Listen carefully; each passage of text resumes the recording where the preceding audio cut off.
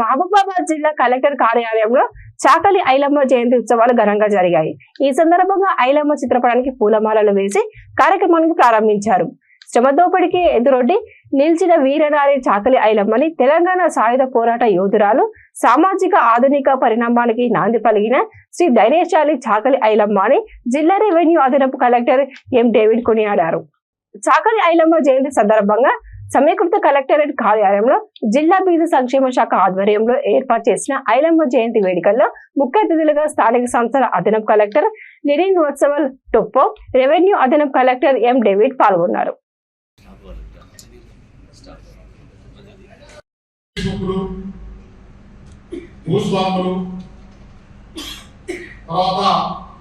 మిగతా వారు ఎవరైతే ఆర్థికంగా కులపరంగా ఉన్నత స్థానంలో ఉన్నారో వాళ్ళందరూ కూడా గవర్నమెంట్ కు కప్పలు పెట్టేసి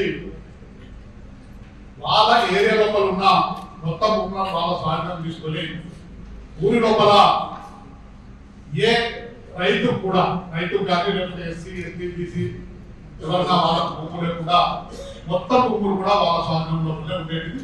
వాళ్ళు చెప్పినట్టే పరిపాలన కొనసాగింది.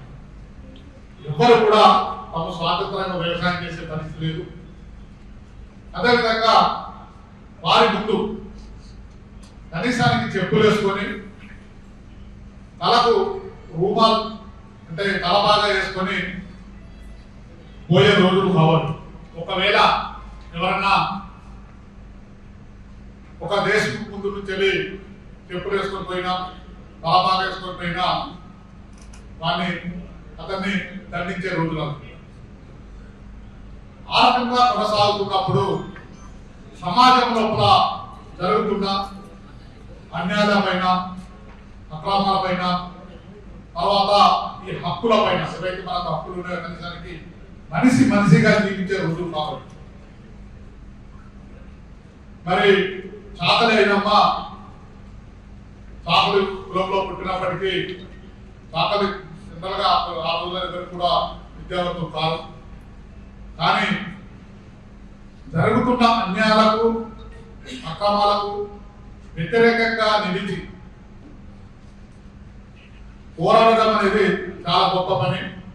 దాంట్లో భాగంగానే కమ్యూనిస్టులు పెట్టే మహాసభలకు హాజరై ఈ కుచల్పల్లి సుందరయ్య గాని తర్వాత మిగతా వాళ్ళతోని ఇదైపోయి వాళ్ళ భర్త కానీ వాళ్ళ పిల్లలు కూడా జైలుకు వెళ్ళినప్పుడు కొండా లక్ష్మణ్ బాబుజీ అడ్వకేట్ ద్వారా కూడా పేరు పొంది వాళ్ళకు అగనిస్ట్గా పోరాటం అనేది చాలా గొప్ప విషయం.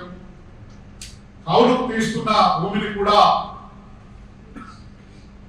వాళ్ళు వాళ్ళకు అనుకూలంగా వాళ్ళ పేరు రాయకుండా తీరా పట్టా వచ్చినప్పుడు కూడా పంట తీసుకోపోని పోసుకొని పంట పోసుకొని పోతుంటే వాళ్ళు ప్రత్యేకంగా తీసుకొని పోవడం, మళ్ళీ మీరు కమ్యూనిటీ యొక్క ఆకారాన్ని తీసుకొని ఊర్లో ఉన్న వ్యక్తి చేసే ప్రతి కుటుంబం కూడా పంటలు పండించి మన దొరలకు మనకు ఎదురుగా నిలబడే పరిస్థితి వస్తుంది. కాబట్టి మన అధికారం కోల్పోతాం. కాబట్టి ఆ పంటను ఎత్తుకురావాలని దొరకు చెప్పి దొర గుండాలను ఎంటేసుకొని వచ్చి ఆ పద్ధతుల్లో పంటను ఎత్తుకపో